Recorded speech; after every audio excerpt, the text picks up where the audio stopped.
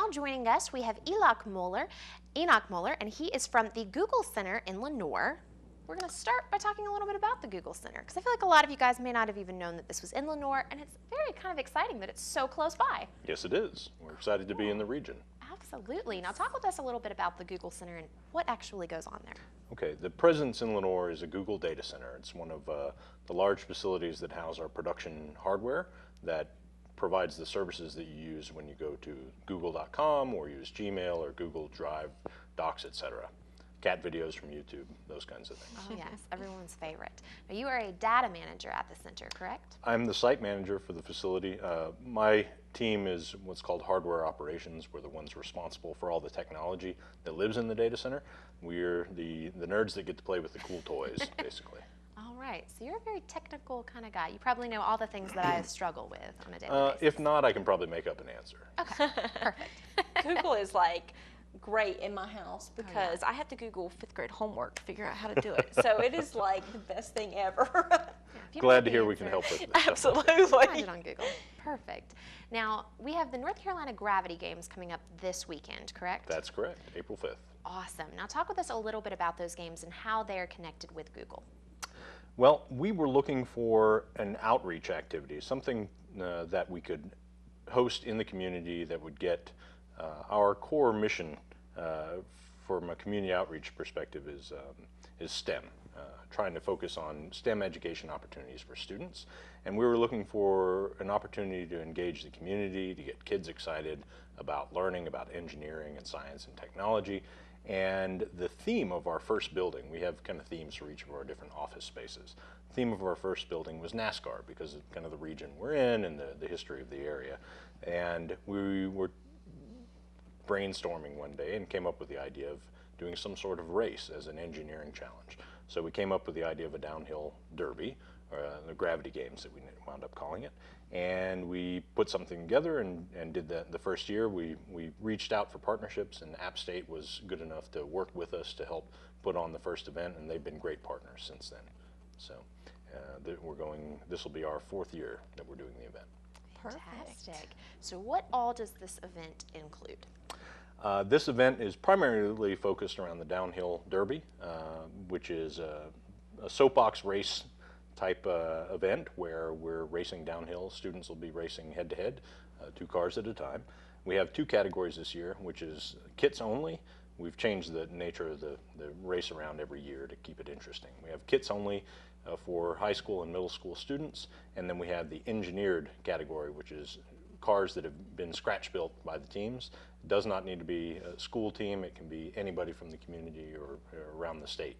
And we've got, I think, about 7 teams in that category and about 35 in the kits only category this year. Wow. Okay, so a lot of people involved in this. That's correct. Very cool. So talk with us a little bit about these cars. I can't even imagine sitting down and trying to build one of these. Well, a lot of the teams, their first year in the event, the easiest way to get started is to use a kit. There are several different styles of pre-built or pre-manufactured kits that the teams are responsible for assembling and then tuning. And the engineering component comes in to really understand what are the things that they need to do to make the car as fast as possible.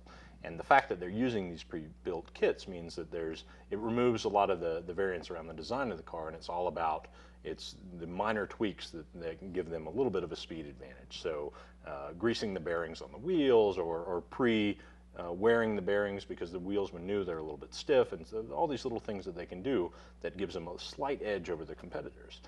On the engineered category, that is where they have to come up with a design themselves and build it from the ground up, not based on kits. So it's a little bit more challenging, but for teams that are a little more advanced and are looking to do more of an overall engineering project, it's a great opportunity to do that and win some cool prizes doing it. Absolutely. Awesome. And if you need help, you can Google it. Exactly.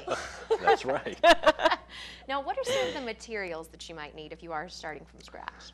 That is a good question. Probably the most important thing are the wheels. Yes. It is amazing how much of an advantage we've seen in the past. using just different types of wheels, cars that are based on the same kind of kits, but using a smaller wheel that has less momentum or less force required to rotate the wheel, and those have a significant speed advantage over others. But finding a good set of wheels and then building a design around those wheels and something that's going to support the weight of the driver and minimize the drag and friction from airflow, et cetera. All these things get factored into the design. The question is, do you want more weight so that you get more momentum going down the hill, or do you want less weight so that you've got potentially less drag or less friction on the road? And all these things are calculations that the team have to make when they're designing their vehicles. Okay, so a lot of thought and planning goes into participating in Absolutely. this, it sounds like. Now, you mentioned some prizes. Talk with us about those. That's right. We are a technology company, and we like to hand out some cool techno gizmos as part of the prizes. This year we'll be offering Chromebooks and tablets and Raspberry Pis as the prizes for first, second, and third place in each category. Okay, Very very nice. exciting. Now, as far as the actual driving goes, any tips for our drivers? Let's see. What was the quote from the movie? Go that way really fast, and if Okay. something gets in your way, turn. Pretty simple. But actually, there's not a lot of steering involved. It's a straight race course, so it's really just a matter of trying to keep the wheels as straight as possible so the car goes as fast as possible, and make sure you hit the brake once you pass the finish line. Yeah, brake's important. Yes. Very cool. We have had a couple of cars that have made it through to the safety barrier, where we have some straw bales piled so up to there is a absorb the safety impact. barrier. Yes. All right. Sounds like a plan. Now, how does this work? Is there a first, second, and third winner, or? There is. We do a bracket system, and we actually start out with a time trial, so each car gets an opportunity to race down the hill, and the time trial determines their seating into the bracket, and then we use a bracket, and it goes through a single elimination bracket, and we come up with a first, second, and third place winner in each category based on that. Very nice. Now, this sounds like there's a lot of preparation that goes into actually putting on this kind of event. Yes, we spend a good portion of the year preparing for the next event, and it usually winds up coming down to the last couple of weeks, though. I'll admit we're not necessarily the best at getting things done ahead of time on this, but we've had a great time putting it on every year. We really look forward to this. This is kind of a premier activity, and we get a lot of people that volunteer from the data center to come out and help on Saturday. Perfect. Absolutely. Any idea how many people are involved in this total? From our side, from planning and execution, it's probably 40 to 50 people involved in one way or another, including the App State team. In terms of the teams, like I said, we've got about 42 teams this year. Teams could be anywhere from 5 to 15 students each, and then usually we have probably a couple thousand spectators throughout the course of the day. Oh, wow. Now, how early do you have to sign up to participate in this? Actually, we encourage people to sign up as early as possible so that they can get started planning. We're doing some activities in concert with the NC Science Festival, which is going on right now across the state, which includes some education programs for teachers that are interested in hosting or sponsoring teams for their schools. The sooner you get signed up, the sooner you have the opportunity to get started on designing and building your car. However, we've taken registrations up till March 22nd, so just a week or so prior to the event. All right. So registration is closed now. It is closed for this year, but we encourage students or teams that are interested in participating for next year to go ahead and check out www.ncgravitygames.com, look at information about the competition itself, and sign up. Perfect. All right. Now, how long does it typically take from the time you start to the time you finish to build one of these cars? If you're basing it on one of the kits, that can be done in a few days. The kits themselves are pretty easy to assemble. There's a little bit of tweaking that goes into it. And then the rest of that time, the preparation is making it look nice, because the teams put a lot of time and effort into making them pretty, and also to tuning the cars so that they go as fast as possible. Like I said, it all comes down to the tuning. That's the real differentiator between the teams. All right. Now, talk with us a little bit about the partnership with Appalachian State and how that has worked. The first year we started the event, we realized that we needed an education partner. We wanted to really have an education component of this, and we wanted to emphasize, the engineering components and the technology and science. And the first year we actually had potential energy as a additional power source that could be used. So you could have, for example, a hand-pumped pneumatic cylinder that was driving some air wrenches. So we knew that we needed to reach out and work with an organization that could bring that education component.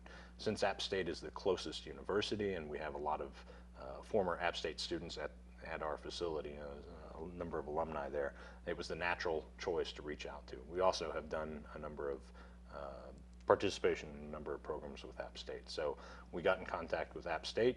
We were put in touch with the physics department. We've worked with a number of professors there that have been absolutely critical in the success of this program so far. And they get to do the real fun part each Gravity Games, where they handle the registration, safety inspection, and check-in. Very important. Now, how much have you seen this grow over the years? You said this is what, the third or fourth year? This will be the fourth time we're doing it. The growth has been pretty significant. We're changing the nature of the challenge each year. Like I said, we had potential energy, then we had a electric power source where we allowed very small batteries as a boost to the power of the system. This year we actually, excuse me, added a self-driving category, but we didn't get any registrations in that. I think that was a little bit too much of a challenge for this year. We may try it again next year. So it keeps the registration number of the teams fairly even across the years, just because we're changing the challenge each time, and they can't necessarily bring the same car back each year. They have to make some tweaks to it. First year we did it, I think we had about 25 teams, and this year, like I said, we're up to about 43, 45. So it's growing steadily. The biggest change that we've seen is we're getting participation from more parts of North Carolina. As we partnered with the NC Science Festival, we got the North Carolina School of Science and Math showed up. They had 2 teams last year. We've got, I want to say we've got somebody from Wilmington coming this year, but I may be mistaken about that. But we really want it to be more than just a regional competition. We want it to be a statewide program. Fantastic. Well, it sounds like a great event. Now, can anyone come and watch on Saturday? Absolutely. Okay. Anyone is encouraged to come out. In particular, students, middle and high school students are encouraged to come, one, to get inspired to participate for next year, but also we'll have a number of booths set up with education activities. The Girl Scouts will have a presence there. I think they're doing some STEM activities. The NC Science Festival will have some booths. And I think App State is also hosting some booths that will have some science demonstrations. So it'll be a fun day for everybody. Sounds like it. Now, what are the times for Saturday? The times, registration and check-in starts about 8 o'clock, and typically the award ceremony winds up being about 2:30, Okay. Depending how quickly we can get through all the heat. So there's a little variability to that. All right, sounds great. And hopefully the weather's going to be nice on Saturday. Knock on wood, yes. Yeah. We've been lucky every year so far. I did see a weather report that called for rain, but I am keeping my fingers crossed that we won't have to deal with that. And then after the event, kind of a cool tie-in, there's a Lenore downtown cruise in where they have a lot of old cars, and that'll start immediately afterwards. So hopefully we'll have some spectators that'll come early for our event and then can stick around for that. Absolutely. Now, if people have any questions about the event leading up to Saturday, is there a number they can call or a website? The best way to get the questions answered, check out www.ncgravitygames.com. They can also email contact@ncgravitygames.com, and we'll respond hopefully quickly to the questions. There's a FAQ there or FAQ that lists answers to some of the common questions we received, though. All right, sounds perfect. Well, thank you so much for coming in to talk with us. It was my pleasure. Thanks for having me. Absolutely. And we will be back right after these messages with more of the Mountain Television Network.